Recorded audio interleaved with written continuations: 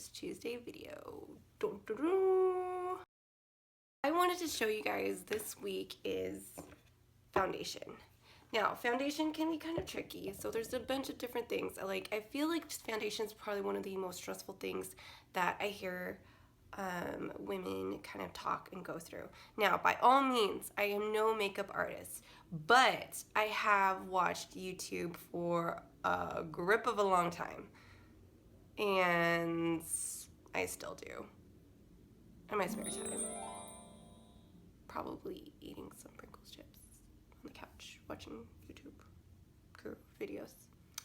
But I have a couple tips and tricks. So, for foundation, there's so many things. Like, you gotta find what is your skin undertone, what kind of finish do you want, what do you want your foundation to do for you.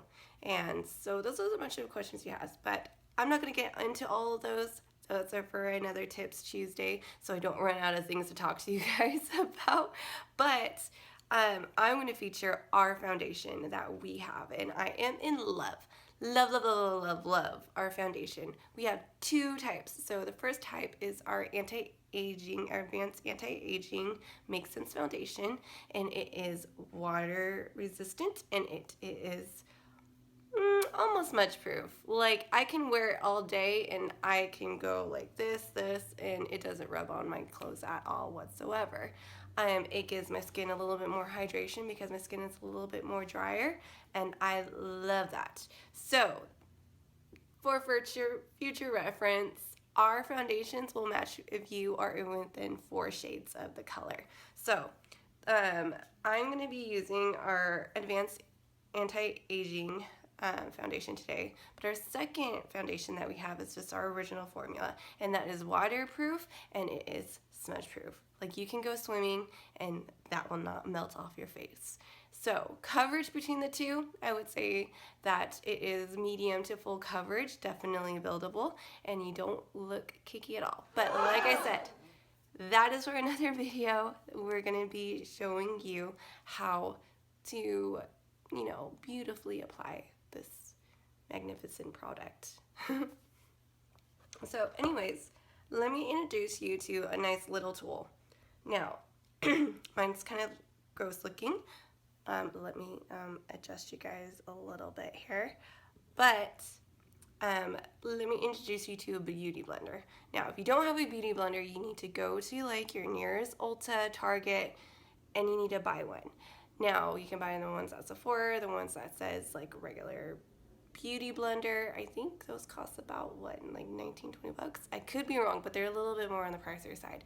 I prefer this little orange one. It's called by the brand Real Techniques, and it is amazing. It's so squishy. So when you're looking for a beauty blender, you want it to be very, very squishy. You do not want it to be dense at all. Like, the denser the sponge is, the more that I feel like it soaks the product in and it doesn't get as much on your face.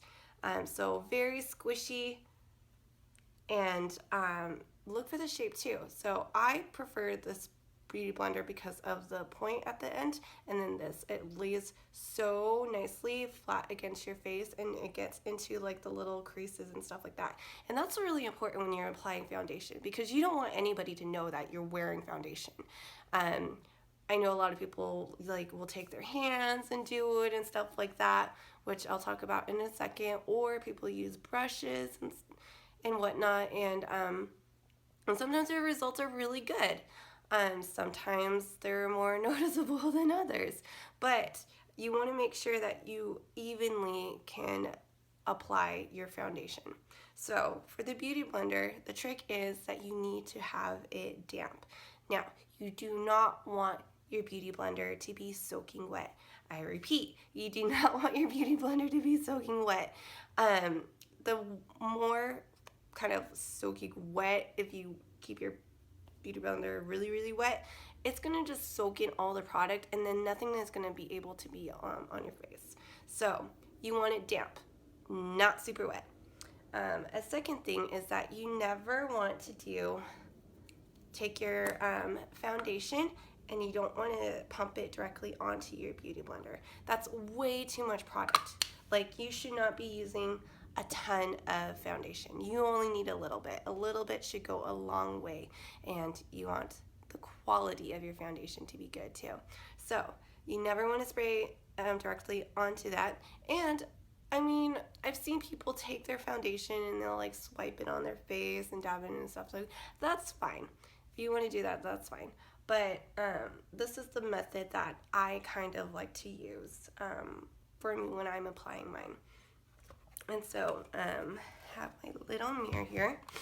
The areas that I tend to need my foundation the most is right in here. I have some redness, and then right in here also. But as far as other kind of like discoloration and stuff on my skin, I'm pretty good because I've been using some of our other products too to help even out my skin tone. But I mostly generally make sure that this part is all nicely covered and even. Water break.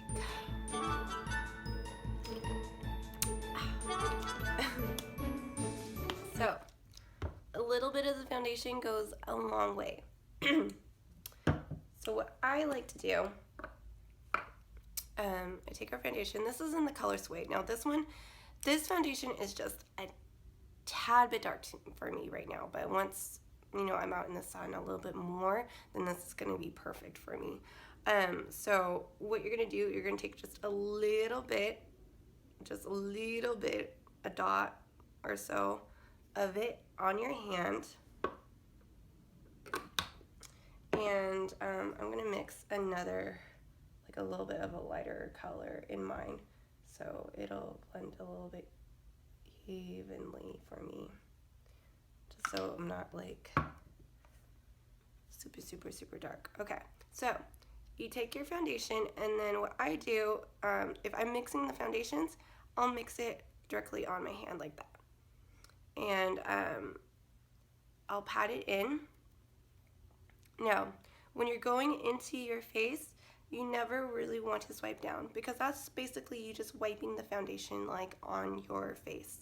The trick here to get a nice like kind of airbrush, really light finish is having a really light hand and to pounce on your skin. So you don't want to go, like, don't hit yourself in the face. Be nice to your skin. Be nice to your face. Don't hit yourself and don't swipe. So what I do, take a little bit of it, and then I just go in and I just take a really light hand and I just pounce. So I go under my eye, I go around my nose area, like super light. You don't have to be aggressive with your foundation. Now, another thing that I see people do is like they want to, they put a ton of foundation on their beauty blender at one time because they think that it gives them more coverage. And that, my friends, is a very false idea. You don't want to put a bunch of product on because then it's going to be all laying on top of your face. You're not giving it a chance to blend it in and let it absorb. What you want to do if you want to build up your coverage is that you want to kind of do it in layers. So do your first layer, let it sit for a second, and then do your second layer that you want. As you can see, like our foundation, it gives really good coverage. Like, I would say this is medium.